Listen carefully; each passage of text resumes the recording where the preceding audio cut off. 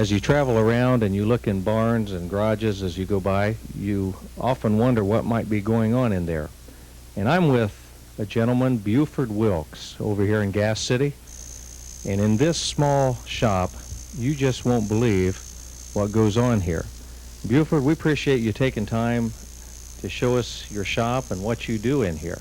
So I'm very happy to be able to show a little bit of what we do here and what a lot of other guys all the way across the nation do in their garages also.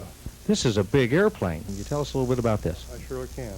This is a 1/3 scale Sopwith pup, and this is a scale model of the World War I fighter plane. It was one of the very first, part of the very first airplanes that actually went into combat and developed the process that we refer to as dogfighting. This was an airplane that was designed in about 1915, and it also, by the way, was one of the first airplanes to ever land on a makeshift aircraft carrier. But Tommy Sopwith designed this airplane. It had a top speed of somewhere around 90 miles an hour, and they put guns on it, and they fought in this machine. It was fabric covered, of course made out of wood, has basically all of the things that you see in this model airplane was in the original airplane.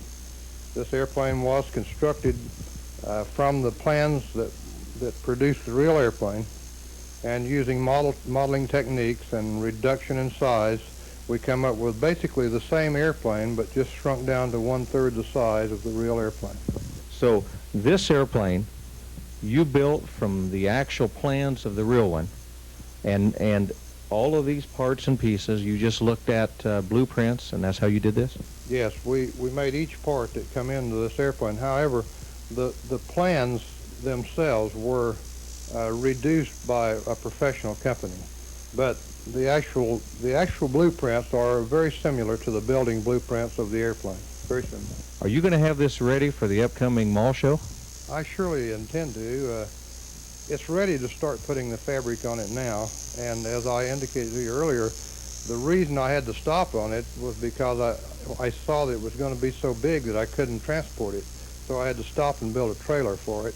And so yeah, to answer your question, I do expect to have it ready for the mall show, and if it's not totally covered, well, you can come by and see it, and it'll show you what's inside it then. How much will this airplane weigh?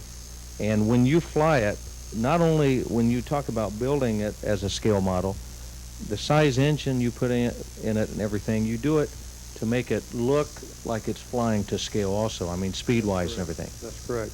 Yes, we try to operate this airplane just like the real airplane would operate. This model airplane has about a 7-horsepower engine in it, and the airplane will weigh somewhere in the neighborhood of 28 to 30 pounds. Buford, being a pilot myself, the thing that's interesting when I watch you guys fly these airplanes, I mean, when I'm inside the airplane, I'm going the same way as the airplane. When it turns right and it turns left. Now, I know that flying a radio-controlled airplane is a little bit like an aerobatic pilot. You got to be paying attention to which way that airplane's going. I mean, if it's going away or coming back, your controls get all backwards and everything. How do you keep all that straight? That's right, Ray. It does, and it is, in my opinion, it's a little more difficult to learn to fly a model airplane than it is a full-scale airplane.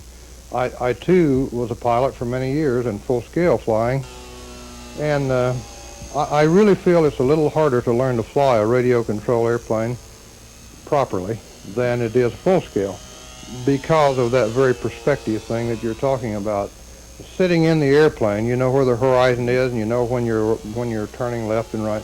When you're flying the airplane, this box here is our transmitter, and this thing is all that connects us to the airplane. We're not in the seat, obviously, so we control it through the transmitter process. This is the cockpit right here. This is the cockpit, and this corresponds to the control stick in an airplane when you move it forward and back or left and right. And this is the throttle control, and this stick controls the rudder on the airplane. Can we make this all work here? And this is the elevator that makes the airplane go up and down. This is a rudder that assists in the turns, and the ailerons are a part of the mechanism that helps control the flight of the airplane. This other stick that we call the rudder stick, it also has the throttle, and as it goes forward, that's full throttle. And when we bring it brings it back to idle, and then we have a kill switch on it. What is the name of your club? Our club is the Converse Flying Eagles RC Club, and we fly out of the Converse Airport, which is an old naval base. It was constructed back about 1941 or 42 when the war first started, the Second World War. And we fly off of that. We have a pavilion that we've built there and some other things that we've accomplished. And we're very proud of our club. And we have programs where we offer flight instructions for people that are interested in getting into something like this.